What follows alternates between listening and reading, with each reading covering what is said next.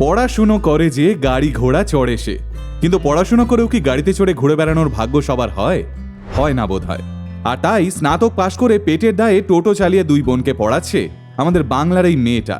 টোটো চালক বাবার বড় মেয়ে হওয়ার দায়িত্ব যে অনেক। তার মধ্যে বাড়িতে দুর্ঘটনাগ্রস্ত শয্যাশায়ী বাবা। আর তাই চাকরির আশায় বসে না থেকে সংসার চালাতে টোটো নিয়ে বেরিয়ে পড়েছেন জলপাইগুড়ি জেলার ময়নাগুড়ি ব্লকের জোরপাকড়ি এলাকার প্রিয়া চক্রবর্তী। আপনিও কি জীবনযুদ্ধে লড়তে লড়তে ক্লান্ত হয়ে পড়েছেন?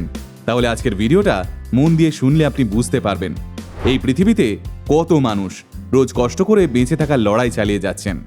প্রিয়ার বাবা টোটোতে করে দোকানে দোকানে ঘুরে পাউরুটি আর বিস্কুট ফেরি করে বেড়াতেন। এইভাবেই রোজগার করে 3 মেয়েকে পড়াশুনো শিখে মানুষ করেছেন তিনি। প্রিয়ারা 3 বোন। এক বোন ব্যাঙ্গালোরে নার্সিং পড়ছে, আর এক বোন কোচবিহারে আইন নিয়ে পড়াশুনো করছে।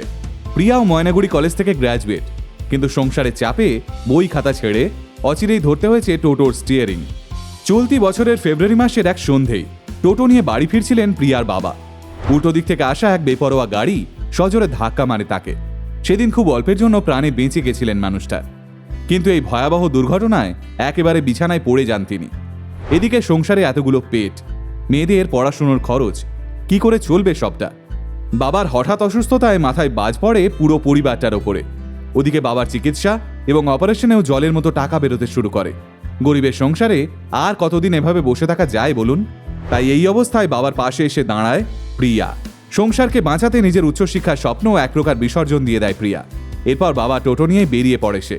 সপ্তাহে 2 দিন হাটে গিয়ে মাল তোলে প্রিয়া। তারপর টোটোতে করে পাউরুটি বিস্কুট সহ বেকারি সমস্ত সামগ্রী সরবরাহ করতে শুরু করে দোকানে দোকানে।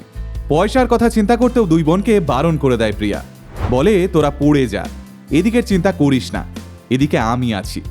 আর সারাদিন রোদে জলে ঘুরে এভাবেই বোনেদের পড়ার খরচ, বাবার চিকিৎসা, সংসারের খরচ সবটাই সামলে নিচ্ছে এই 25 বছরের মেয়েটা। প্রিয়ার কাঁধে আজ তার গোটা সংসার। বাড়ির গ্যাস সিলিন্ডার থেকে শুরু করে সবজি বাজার, ইলেকট্রিক বিল, বোনেদের কলেজের ফিজ, ঘরের তেল নুনের হিসেব, বিগত 4 মাস ধরে সবটা প্রিয়ার কাঁধে। প্রিয়ার বোন লিজা চক্রবর্তী বলে, আমার বড়দি বাবার দায়িত্ব পালন করছে। আমাদের ভাই বা দাদা নেই, দাদার কাজই দিদি করে চলেছে। যদি কোনোদিন প্রতিষ্ঠিত হতে পারি, সর্বপ্রথম দিদির পাশে গিয়ে দাঁড়াবো। বোন হয়ে যতটা পারি দিদিকে সাহায্য করব। লক্ষ্য করে দেখবেন, আমাদের সমাজে এখনো অনেক মানুষ আছেন যারা ভাবেন মেয়েরা বাবা মাকে কি দেখবে, ওরা পরের বাড়ি চলে যাবে বিয়ের পর। বরং মেয়ের বদলে একটা ছেলে থাকলে বাবা মায়ের দুঃখ ঘুচত। কিন্তু জলপাইগুড়ির প্রিয়া দেখিয়ে দিল, বাবা মায়ের দায়িত্ব নেওয়ার জন্য ছেলে হতে হয় না। ছেলের সঙ্গে সঙ্গে একজন মেয়েও পারে তাদের পরিবারের মাথার উপর ঠিক এভাবেই ছাতা হয়ে দাঁড়াতে। আজ প্রিয়ার মতো অজস্র মেয়ে হয়তো নিজেদের পরিবারকে ভালো রাখতে রাখতে এইভাবেই নিঃশব্দে লড়ে যাচ্ছে। তবে সব প্রিয়াদের গল্প আমাদের কাছে এসে পৌঁছয় না। আপনার দায়িত্ব সেই গল্পগুলো আলটিমেট মোটিভেশনের কাছে পৌঁছে দেওয়া। আপনার ঘরেও যদি এরকম একজন প্রিয়া থাকে, তাহলে তাকে জানাবেন তার মতো রত্ন মেয়ের জন্য আপনিও কতটা গর্ব অনুভব করেন। দেখবেন তাতেই ওরা খুশি।